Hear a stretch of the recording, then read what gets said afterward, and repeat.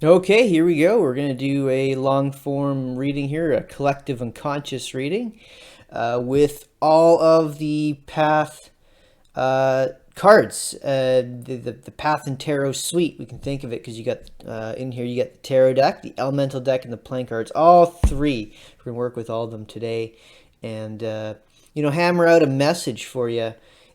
These messages, they're like time capsules. There's a lot of them already in a playlist, and they are for you at the moment you see them. So if you haven't seen them before, they will deliver a message. So just set your intentions at the beginning. So you can do that right now if you want.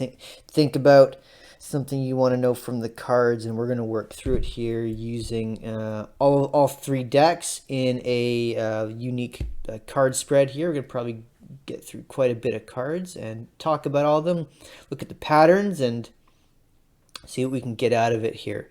Okay, well, I'm going to stop the cards, make them a little bit smaller so that we can fit them into a nice spread like that. So that's good. So we're going to do the 9 card spread.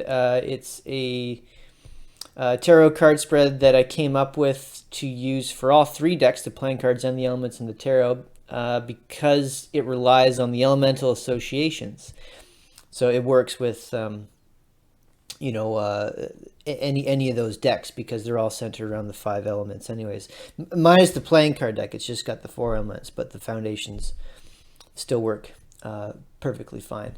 So we'll build out the card spread as we go, and then we'll talk about the patterns that arise. The cool thing about this card spread is that as it takes shape, you get sort of a different message as you go along. So think of it like tasting fine wine, having that experience. It sort of changes as you keep drinking the wine, as the wine aerates, or even like really good whiskey, as you sip it, maybe add a little bit of water to it as it changes the flavor too. So yeah, think of it like that as you experience all of it. Here we go. Let's start in the center. So the center card is the center of your intention for whatever you've set. We've kept it open here so that it can be used for anyone looking at it later. So the main energy in the center of this message is prudence, the 8 of Pentacles. So guarding your resources. Being prudent is, I think, an overall good quality to have if it's balanced. You want to be able to, don't waste your resources, but don't overuse them, but use them in the right way.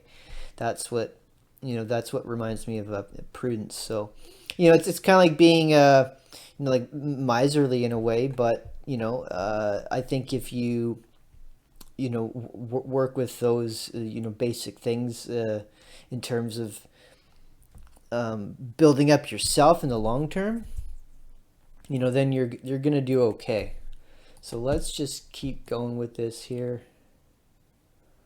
Let's see what we get. We got the three of diamonds. I'll blow that up here for you. Money, avoiding money, but avoiding also group animosity here, and maybe setting boundaries against resources. So the 3 of Diamonds is not like the 3 of Pentacles. It's a little bit different, but it's more along the lines of looking at your resources and your money that way. But it's cool because we've got some earth energy happening here, pentacle energy, diamond energy. So I'm going to put the card right here. I think it fits nicely. It kind of just went there without me even thinking about it. So water. Let's maybe shrink the cards down a little bit more, and I'm going to put water right here.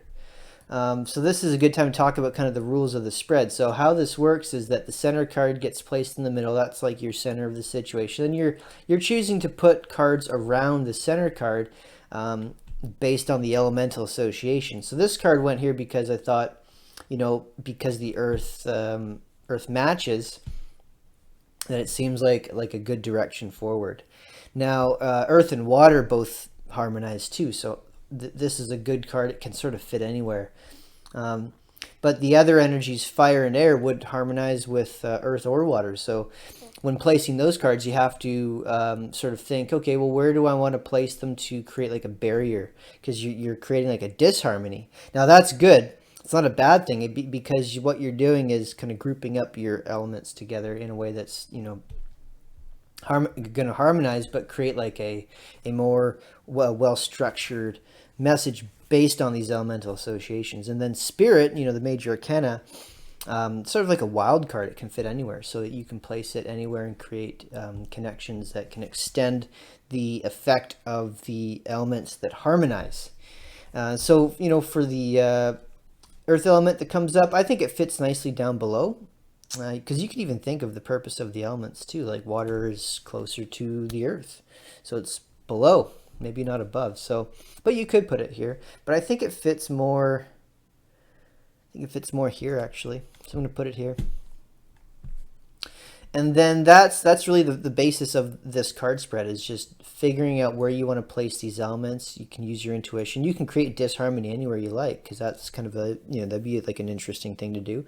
But, you can just let the elements flow naturally and just see where things end up, place them where you want, and then at the end we'll read them. But as you can already see, like we're sort of reading it as we go along, experiencing it as we develop the flavors of this reading here and aerating it a bit with some conflict. So this is, what we were just talking about, how the fire wouldn't really harmonize with the air, or sort of the water very well. It would be a disharmony. So it would be, if actually, let's do this, because this may affect the reading in an interesting way, where you've got conflict that's underneath this challenge of money. So you've got this like disharmony from the elements, but also, disharmony from the meaning of the Five of Wands too here. That could be an interesting thing. And if we take note of the numbers here, they can give us something unique too. 3 and 5 is 8. So in a weird way, the 5 kind of fits either here or here. But I think I want to put it here because it may create an interesting relationship with these elements maybe later on, because water can put out the fire. So maybe that's something that will come about as we dig deeper into the reading. So we've got the Cavalier of Water and Hearts. I'll blow that up here. So the Cavalier is an extreme energy, but it's also graceful. It's a dreamer. And I think that fits nicely with being somewhat extreme, because you'd be a dreamer anyways. I find people who go to the extremes, they have to come up with those extremes, in a way too. So the dreams play a part of that, I think, or at least daydreaming maybe, or just having interesting thoughts of how to be extreme. But it fits there nicely because of the water association. So this is a water energy, but it does have air as a sub-element inside of the main suit of water. So in a way, it sort of harmonizes with the fire too, right over here. So that's kind of cool. So, we can create these unique connections like this by, on purpose, plugging in something that doesn't really fit with the other cards. But in the end, it sort of does as you fill things out a bit. Okay. So we've got fire inside of air as an element. So this is a sub-element. Maybe I'll do that. Yeah, so it fits up here a bit. So I think it fits up over here because we've got the connection of fire here. But, air kind of fits above, the earth anyway. So it seems like it fits nicely up in this part of the reading here. So let's... Why don't I just try to make them a little bit bigger like that? Does that work? Yeah, that seems to be... Okay. Let's get another card of Queens. So we've got... I think it fits nicely here because now we've got like a vertical connection with water through the sub-elements of the court cards. And, it's fire energy too that's connecting with it. So the Queen of Fire is it's a well-grounded woman, like a mature woman that's, sort of like taking care of herself. so that she can be well grounded, but practical in a way too, using the vitality in a way that makes that has a little bit more logic to it, or I guess purpose, like focused purpose. You could say that in a way. But that water energy has that vertical relation. So the water is like transmitting through the prudence to the water element here, connecting with the cavalier. So this is nice. Once you start to understand how the court cards are really sub-elements, you can pin down their connection to the other cards a little bit easier when you're doing readings. And we've got another earth element here, but it has spirit inside of earth, so that makes it kind of like a wild card in a way. But I'm going to put it here because it's got a nice linear connection with earth. So let's do that, because yeah, it fits nicely over the cavalier too. Okay, so we've got the last space here. We don't really have a choice what's going to go there. It's just whatever card comes up is going to go there. But yeah, so far we've got interesting relationships happening with numbers, but also with court cards. It's sort of balanced. We've got playing cards, elements, and tarot. We got 2 tarot. It feels like it's got some balance happening. There's so far we've actually got all the elements represented. Air is here. We got fire, water, earth. Spirits happening here in connection with earth. So I think earth is the most important thing to understand right now. So really it is building into prudence. So this question of like problematic money in a way, the answer is to be prudent with it so that you can avoid the conflict. Maybe you're going to meet some people as you practice your prudence. So maybe these are sort of tests. And then you've got, your elements that you have to practice, work with your emotions, stay grounded, but let that connect you to spirit. Like let your grounding moments be your spiritual transcendent moments. And then you can think of that, whatever, if you've got spirit in like another element, you can use that element as your transcendent moment. So what's our last card here? So you got a playing card. 4 of cups. Not the 4 of clubs, not cups. 4 of clubs with fire. So it fits nicely up here, obviously, with all the fire cards. So it's worked out nicely. When you start to group up the elements together in a reading, you start to see interesting things. But we're dealing with like people. I think here the playing cards really they deal with more things in reality, like people really. And it's nice, so you can get something more, sometimes more realistic and plausible in readings when you use playing cards. But you're dealing with like people around you, so they're sort of draining you. Even though you've got the queen, who's like a well-grounded woman, who may not have the intention of like draining you, because someone who's like well-grounded, they can use their energy appropriately and not be draining to other people. But sometimes that.